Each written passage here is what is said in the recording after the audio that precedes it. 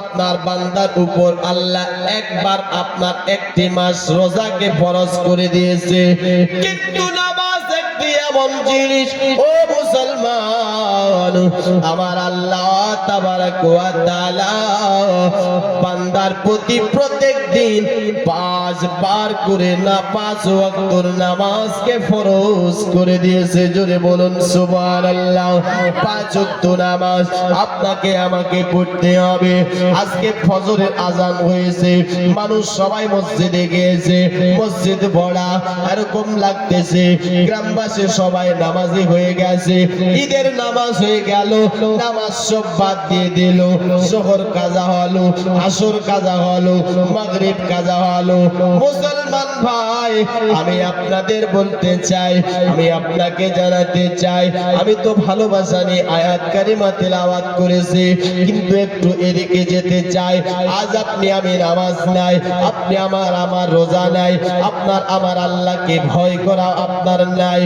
বেরাদার চিন্তা করে দেখুন তো, আজকে জালসা সাজিয়েছেন, জালসা কেন সাজিয়েছেন?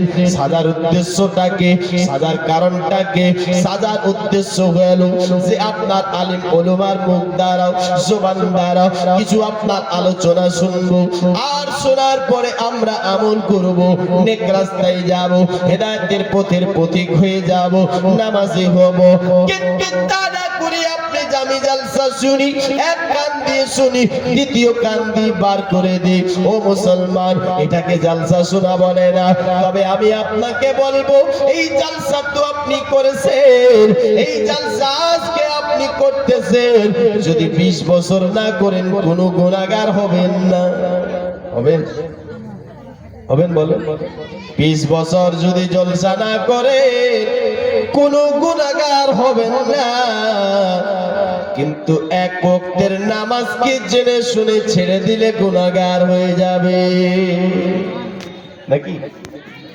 এক ওয়াক্তের নামাজ যদি ছেড়ে তো গুনাহগার হবেন। কত বড় গুনাহগার! আসল বেরাদার, একটি ঘটনা আপনাদের শোনায়। হযরত বাবাজি আপনার মুসা নবীর জামানার একটি ঘটনা। একটা মেয়ে ছিল, যেই মেয়েটা আপনার বেরাদার পেটে একটি বাচ্চা নিয়েছিল। বাচ্চা ও যার সন্তান জিনা করেছিল, জিনা করে পাপ করে পেটের মধ্যে বাচ্চা নিয়েছে, আবার ও বাচ্চাটাকে দুনিয়ার বুকে জন্ম দিয়েছে। দেওয়ার পরে আবার ও বাচ্চাটাকে আপনার কতল করে দিয়েছে। কতল করে দেওয়ার পরে মনে ভয় লাগলো, আমি তো ভুল করেছি, আমি তো পাপ করেছি, আমি তো গুনাহ করেছি। তাই চিন্তা করে কি করব? না না না না, আমাকে আল্লাহর কাছ থেকে মাপ চাইতে হবে। এখন কি আমার আল্লাহ আমাকে মাফ করবে এত বড় গুনাহ করার পরে? ও মুসলমানেরা, তবে আপনার যে আপনার সুন্নি হয়, আহলে সুন্নাত ওয়াল জামাতের মানুষ হয়, ও মুসলমান, তারা কিন্তু ওসিলা চায়। আপনি আমি দোয়া করে নবীকে ওসিলা বানাই, গৌসে আজমকে ওসিলা বানাই, আলা হযরতকে ওসিলা বানাই, ওসিলা বানিয়ে দোয়া করি। মুসলমান ভাই, তেমনি মেয়েটা ওসিলা বানাবার জন্য মুসা নবীর কাছে চলে গেল। মুসা নবীর কাছে যাওয়ার পরে আরজি জানাচ্ছে, হুজুর আপনি তো আল্লাহর সঙ্গে ডাইরেক্ট কথা বলেন, হুজুর আমি একটা ভুল করেছি, আমি একটা পাপ করেছি, আমি একটা গুনাহ করেছি হুজুর, তাই আমি চাই আপনি আমার জন্য একটু সুপারিশ করবেন, আমার আল্লাহ যেন আমাকে মাফ করে দেয়, আমার আল্লাহ যেন আমাকে ক্ষমা করে দেয়, আমার আল্লাহ যেন আমাকে মাফ করে দেয়। দোস্ত বন্ধুগণ ভাই ও বাবাজিরা, আপনার কথাটা শুনতে নাই, সমস্ত মেয়েটার ঘটনা শুনে মুসা নবী যেন রেগে গেল। মুসা নবী বলতেছে, ও মেয়েটা এত বড় পাপ করেছো, এত বড় গুনাহ করেছো, আমার আল্লাহ তোমাকে মাফ করতে পারে না, আমার আল্লাহ তোমাকে ক্ষমা করতে পারে না। চলে যাও, চলে যাও, নাহলে যেই জায়গাতে দাঁড়িয়ে আসো আগুন লেগে যেতে পারে, জালজালা চলে আসতে পারে, তাই তুমি এখান থেকে চলে যাও, পালিয়ে যাও। ও বাবাজি, মেয়েটা শর্মিন্দা হয়ে সেই জায়গা থেকে যেন পালিয়ে যাচ্ছিল, এমনি সময় হযরতে আপনার জিবরিল আমিন চলে আসলো। আসার পর বলেছিলেন কি, ওগো আল্লাহর ফেরেশতা জিবরিল, আপনি আল্লাহর ফেরেশতা জিবরিল বলছেন, ওগো আল্লাহর পয়গম্বর মুসা, একটা কথা শুনুন, আপনি যে মেয়েটাকে তাড়িয়ে দিলেন, তাড়িয়ে যাওয়ার উদ্দেশ্যটাকে, তাড়িয়ে দেওয়ার আপনার কারণটাকে, কেন তাকে তাড়িয়ে দিলেন একটুখানি বলো। বলেছেন, ওগো আল্লাহর ফেরেশতা জিবরিল, এই মেয়েটা এই ভুল করেছে, এই মেয়েটাই পাপ করেছে, বলে এই মেয়েটা আপনার মাপ চাইতে এসেছে, বলেন এই মেয়েটাকে কি আল্লাহ আমার মাফ করতে পারে? আল্লাহ কি মেয়েটাকে ক্ষমা করতে পারে? এই মেয়েটাকে আল্লাহ মাফ করবে না, যার কারণে আমি তাকে তাড়িয়ে দিয়েছি। আমার আল্লাহর ফেরেশতা জিবরিল আমিন বলতেছেন কি, ওগো মুসা,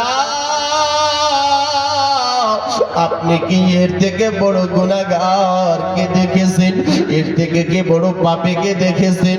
বলে না না না, এর থেকে বড় গুনাহগার কে হতে পারে? এর থেকে বড় পাপী কে হতে পারে?